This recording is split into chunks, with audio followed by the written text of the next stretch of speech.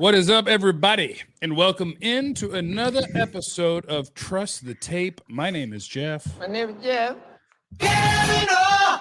And I, of course, am with Super Bowl winner Bryan Broaddus and former Cowboy scout and the founder of Crown Global Media, which you should follow on YouTube to see what Bryan's up to. You know what I'm talking about? Sunk a lot of resources into this thing. I've seen it. It's a clean operation. It's wonderful content. Crown Global Media for your Cowboys and draft needs as well as being here, of course. Hello and good morning to Bryan Broaddus. Hey, Brian.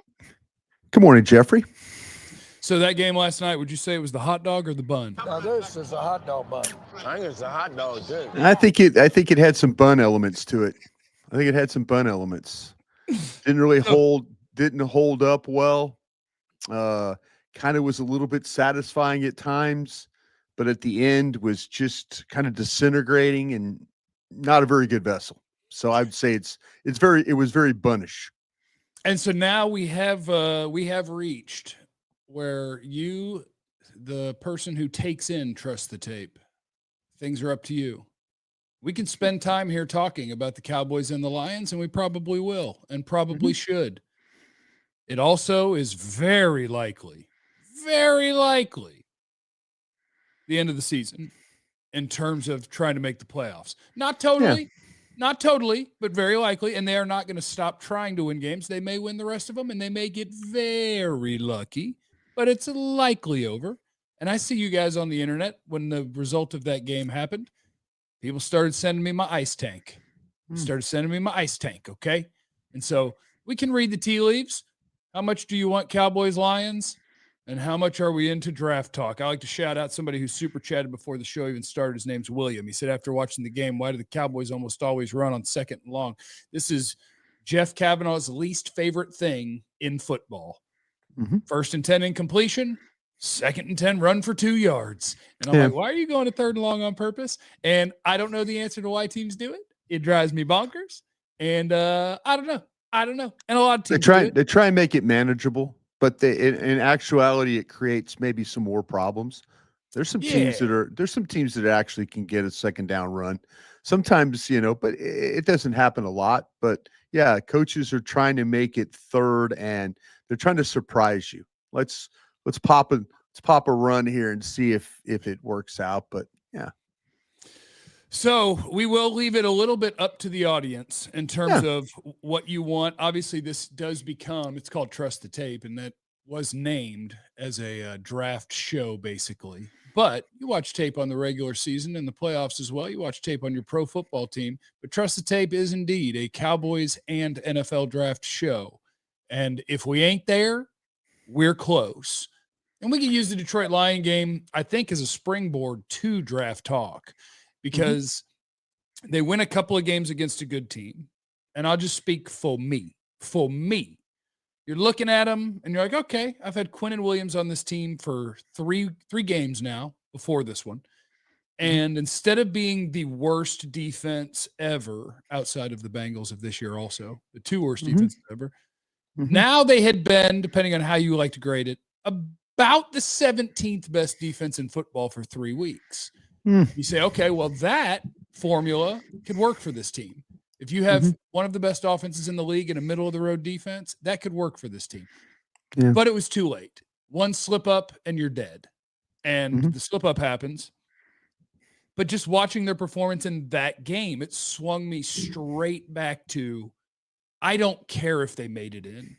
Eventually, this defense was going to kill you. They are able to limit everybody running the ball because that's where all their resources are.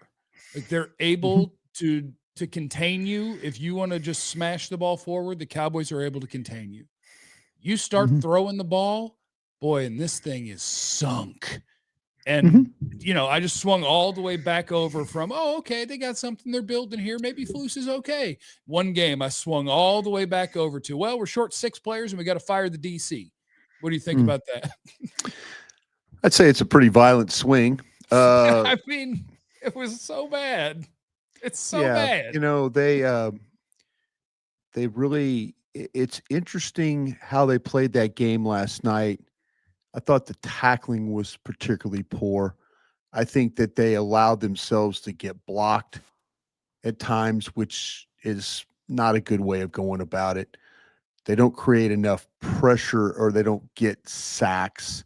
They lack that. They lack that type of that finisher is what they don't have. They're playing with a young corner that right now he's he's had moments where he's been really good, and I'm talking about Ravel.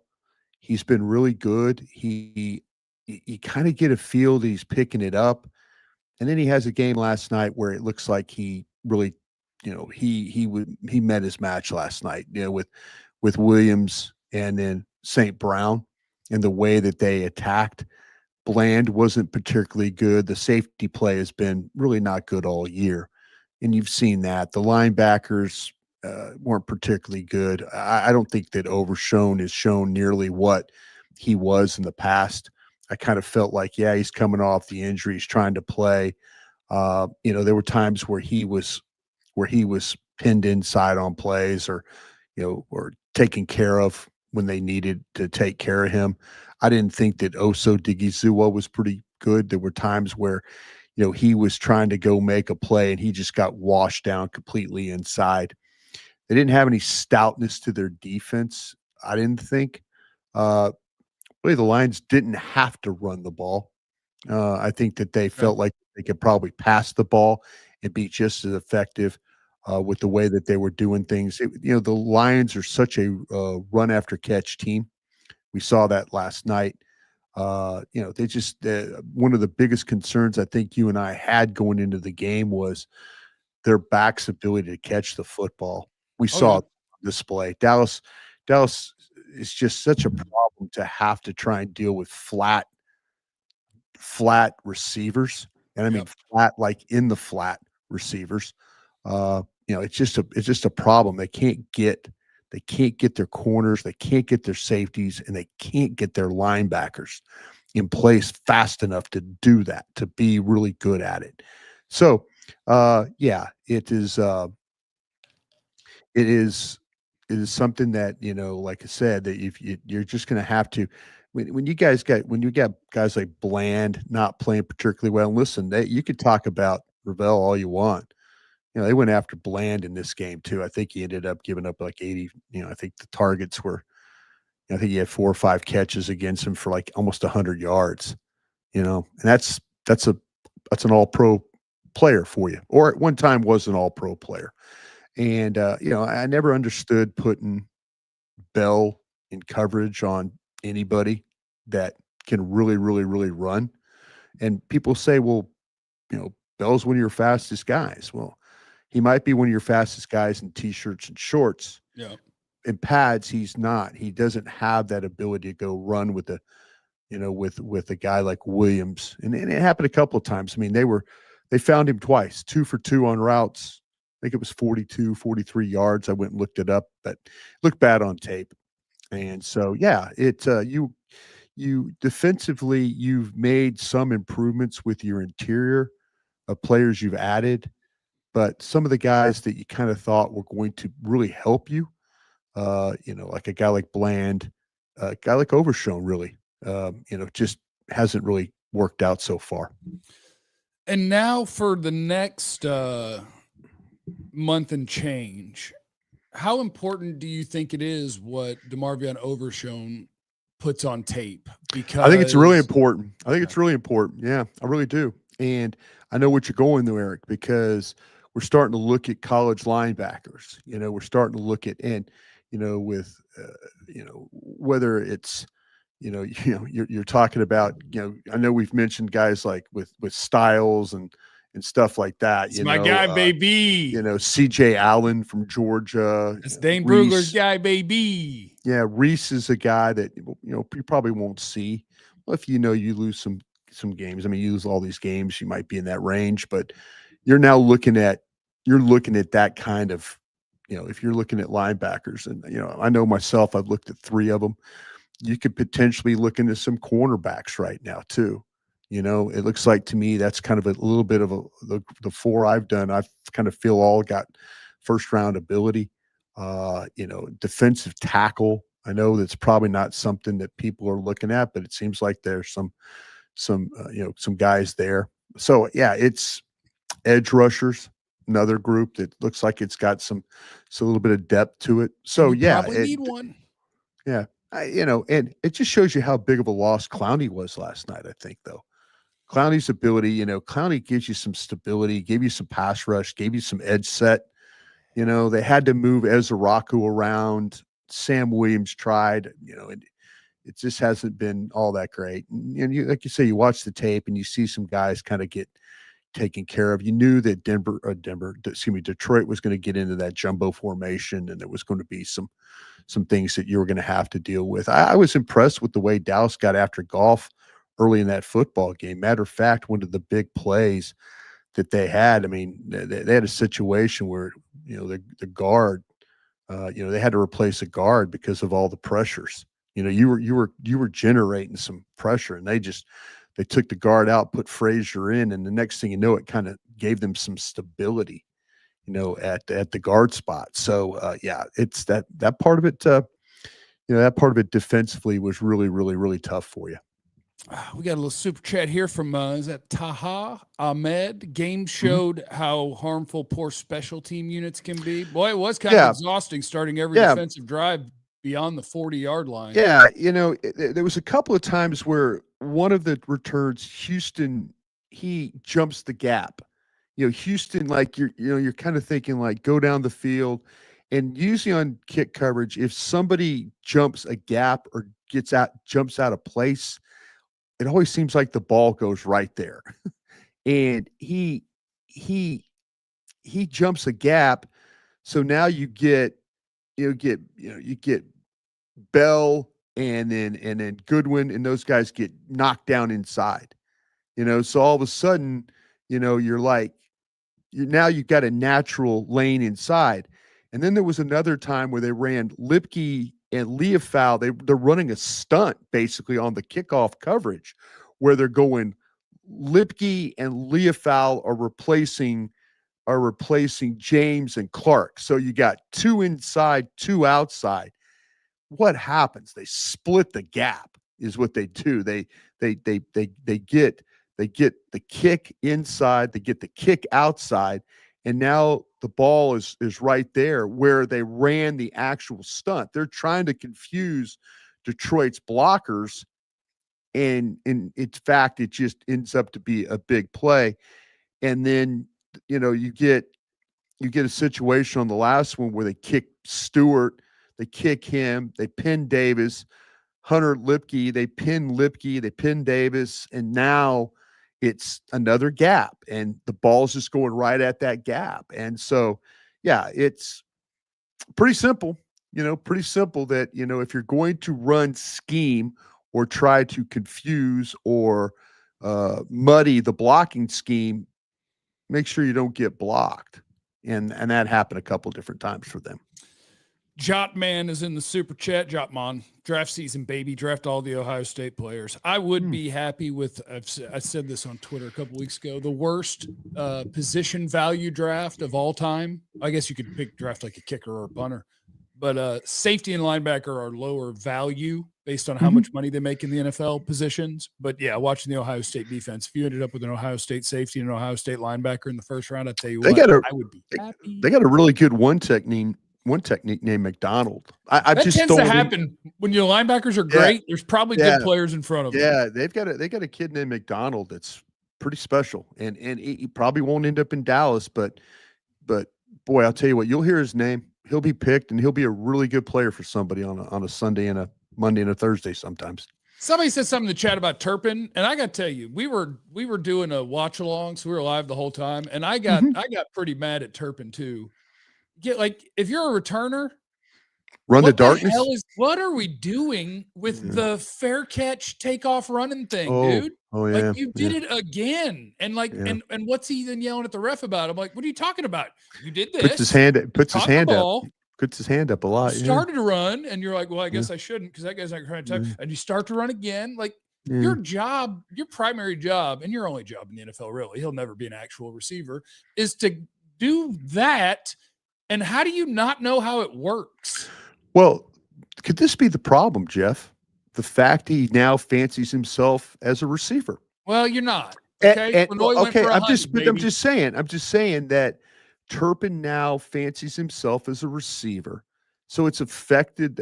I think his kickoff returns have been, I don't think they've been very, I don't think they've been good at all. It's kind of like that violent running style that he had of hitting holes and getting up in there and making it happen.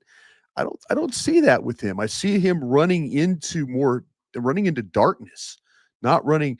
And I wonder if it's because he views himself as a receiver now, that he's thinking like, well, I need to keep myself in one piece here so I can help the team play receiver. I just asking, not trying to. I don't think he's not running with the same violence and cutting ability that he once ran with.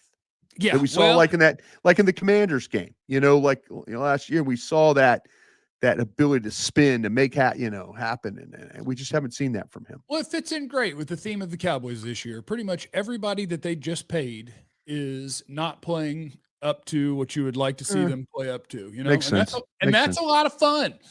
All right, Brian, I would like to shout out for a second, if you wouldn't mind, our friends at Underdog Fantasy. We appreciate them being a part of the broadcast, okay? You need the promo code TAPE so that you can get the hookup with our friends at Underdog Fantasy, because we still got football going, okay? Best place to get in on the action, Underdog. Download that app.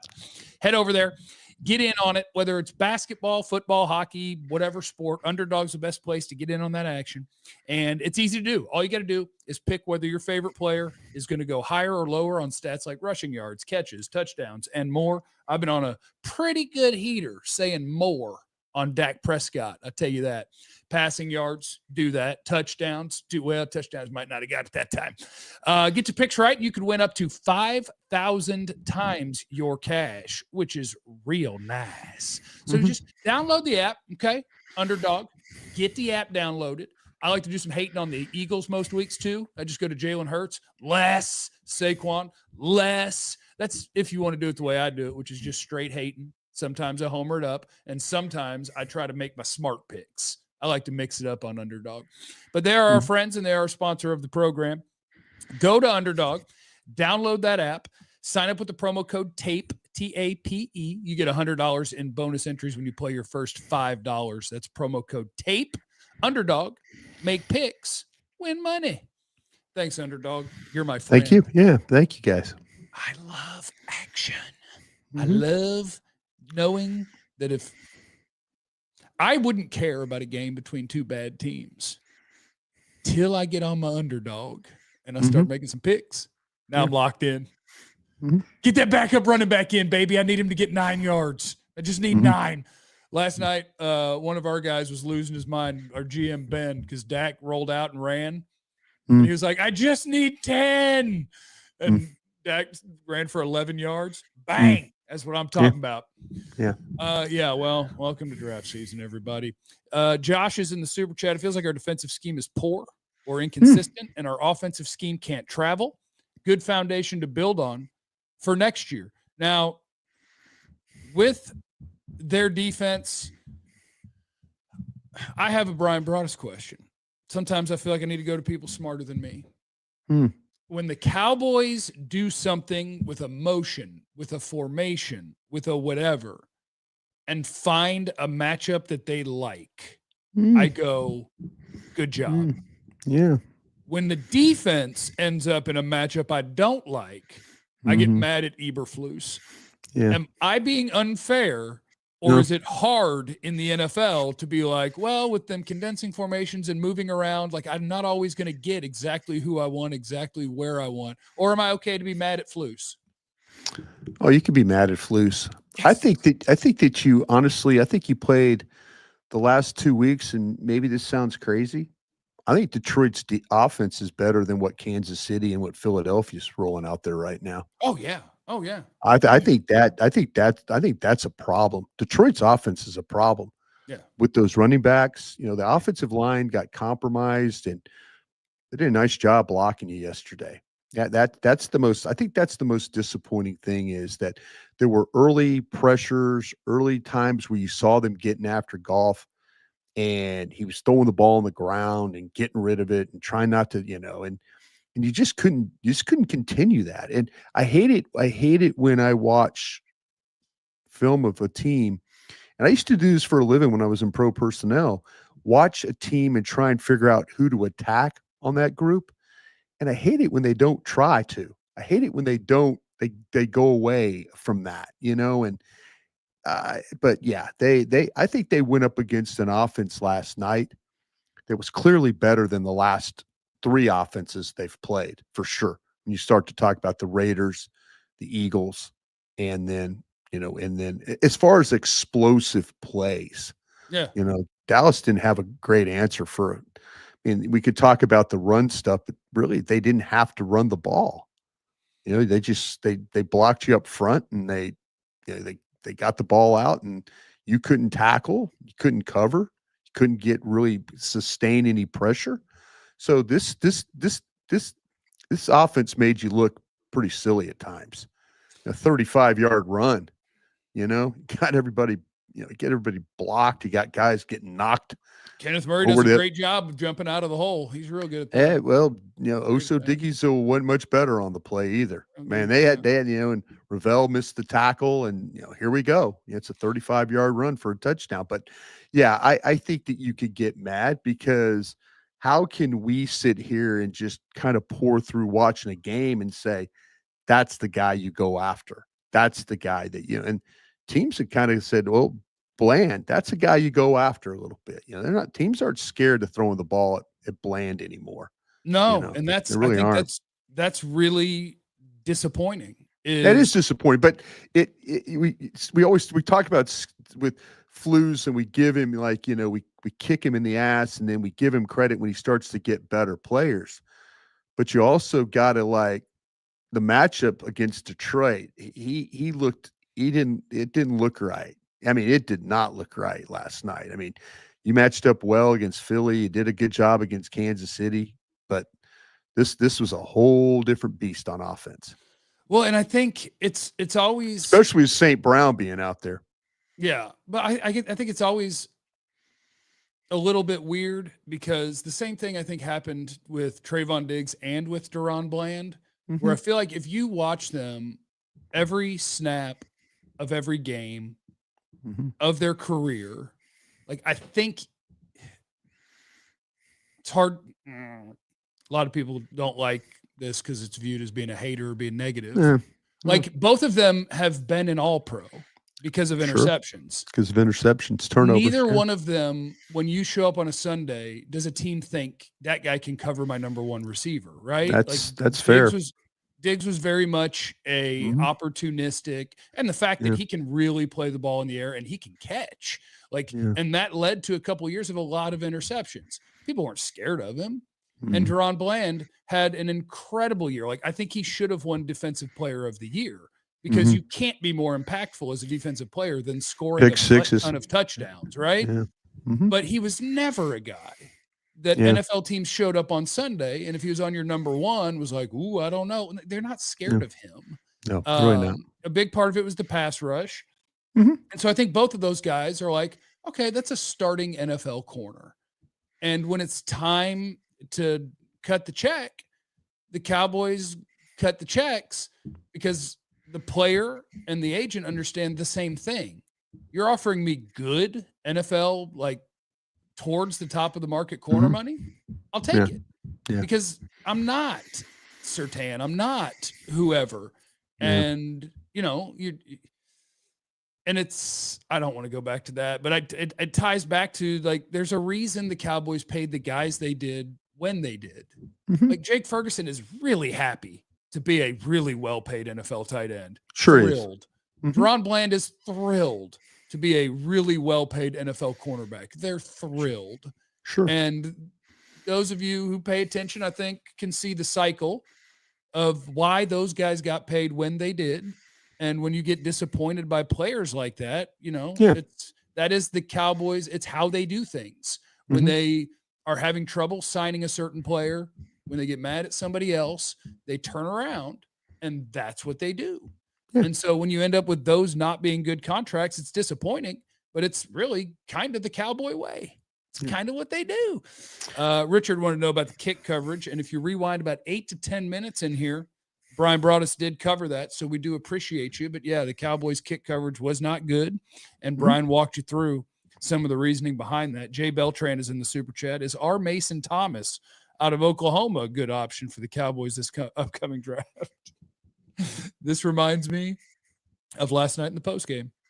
Yeah. Botch Lombardi said, Jeff, you know how fast we got to get going on this draft? Because you know, as soon as you start talking draft, people want to know about you brought players. You brought it I up. have not seen R. Mason Thomas. No, I haven't either. I think the last number I have is 36. So I've watched 36. And so, about to get on it a little bit. 14 first-round grades. I haven't looked at a quarterback yet, by the way. 18 second-round grades, 4 third-round grades so far of my guys that I've done. Can I ask you a random one? Sure. Dane Brugler already put out a mock draft. Cowboys, C.J. Allen, Georgia linebacker. Where do you have him? Yeah, I have him in the second round. Okay. If you'd like for me to do a little work here. I mean, I can hit you with the quickest scouting report ever. Yeah, you haven't seen him? No, I watched C.J. Allen. Oh, did you? I think he's good. Like it's interesting when you go from watching the guys who are freaks to the guy who is like, oh, he's good at that job. So like he's the leader of the Georgia defense, and I appreciate that Dane includes like coaches, scouts, all of those guys with C.J. Allen are going to be like raving, like that's the heartbeat of the team. Signal caller, gets everybody lined up, and he's a good player. Like he's a good downhill player. He's a good tackler. He's a good run player. I've seen flashes of good coverage. I don't have the notes in front of me, but I know there was a play where he was man on a tight end, and the guy hit him with like a whoop, whoop, whoop, and he was able to physically just and make a play on the ball. I don't think he has like the overwhelming physical traits. I think, 6'1", 245 or whatever. And I had just finished exactly. Yeah. I just finished watching 6'4", 240 something pound freak athletes. And so with CJ Allen, I'm like, oh man, I miss my freak athletes. He's a good linebacker. I wouldn't put him in coverage with many twitchy guys. That's kind of the thing that I saw. I think you're absolutely right about him.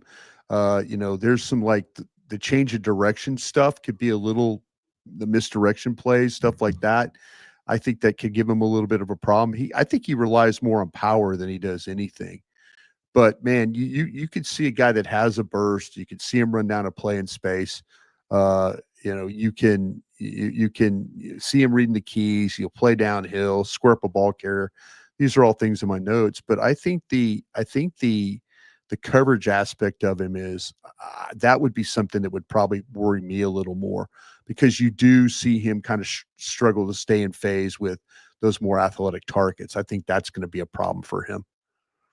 Look at that. How about a scouting report on Trust the Tape? If that don't mean it's draft season, I don't know what does. Josh is in the super chat. Outside of our not traveling, it also appears our first 15 plays don't produce.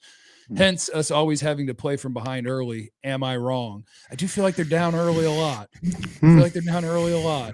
And on the whole, I don't have like big Schottenheimer complaints. I think I like the where they put this offense. I love the way, and I know it's going to say 1 touchdown, 2 picks. I love the way Dak played again. Like, I think just how consistently he's putting the ball where it needs to be, accurate deliveries, manipulating the pocket. I love the way that dude is playing. I don't have big Schottenheimer complaints, but they do still start slow a lot. And I don't like that. Yeah, Detroit was a team, too, that wasn't very good on first drives of games. They were, I think, 31st in the league when it came to playing defense. And I will say this about Dak. And, I don't disagree with what you're saying. I wish he'd have had the throw back to Lamb down the left sideline there, that the ball went out of bounds instead of staying in bounds. Yeah. Because there was a couple of times there. I'm curious, and I know we haven't talked about George Pickens here 30 minutes into the show. Oh, I was going to let you make it, Brian. I was just going to let you make it. No, I the thing about with George, I agree with Jesse Holly. And if you really, really, really study George Pickens, he is not naturally a great route runner. And he plays that pace, and I know that the folks last night at Prime or they showed you, well, it looks like he's not hustling. It looks like, if if you really study George Pickens, there's a lot of routes where he's not doing exactly what he needs to do. If you look at the play there, there's like some slants that he ran there where it was more like up and then just across.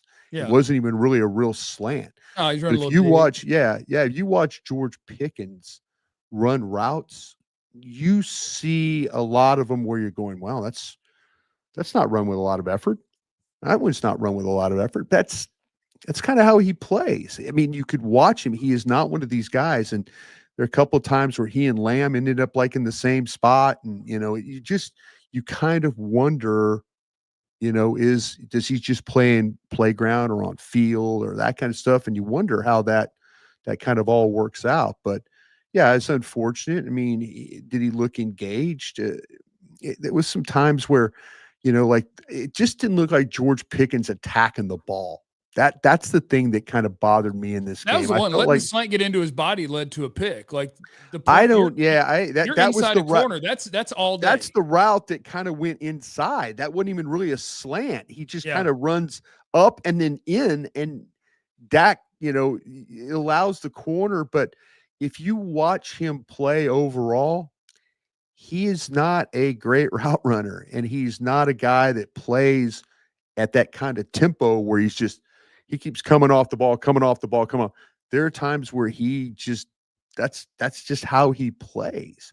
Yeah. But I wonder, Jeff, on the ball that's deep, that it looked bad because he didn't make a play on it or try to make a play on it. I don't think he saw the ball. And George Pickens' strength to me is being able to track the ball, but he takes an outside release and then kind of breaks back inside. And I think he's looking at the safety to see where the safety is, and maybe he didn't look up and find the ball, because that seemed like a play that George Pickens would go make. But I think his vision, he kind of nods it on the outside, and then he comes back and he's looking for Maddox. And there was a couple of times too, some of the routes that they had where you could tell he was kind of looking at defenders where they were. So, but by the way, too, when you get through the tape, you're going to see that once Lamb went out of the game, they started doubling him in the game. They started taking the safety and putting it over, and then they would buzz the linebacker in the flat to try on third downs to try and keep them from running the slant. So they were working on him. They were working on him. Shout out to the best receiver on the Cowboys, CeeDee Lamb, one of the finest receivers in all the land. Just shout out to him today. Somebody feels good about that. Just shout out to him today. CC Black, thank you for being in the super chat. And thank you to everybody for watching another episode of Trust the Tape. No, we didn't get the result we wanted, but we'll keep talking Cowboys football. They've still technically got a chance, and we're cruising on into NFL draft world. Thank you, Bryan. Have a great day. Do the same, sir. Thank you. Everybody, make sure you're following Crown Global Media on YouTube. Support Bryan Broaddus, Vach Lombardi, and all of our friends. Get the best Cowboys content that there is. Also, I'll catch you here in a little bit on the DLS Cowboys podcast, which is another incredible product for you. Remember, you have no idea what anybody's going through. Be cool to everybody. We love you. Be easy.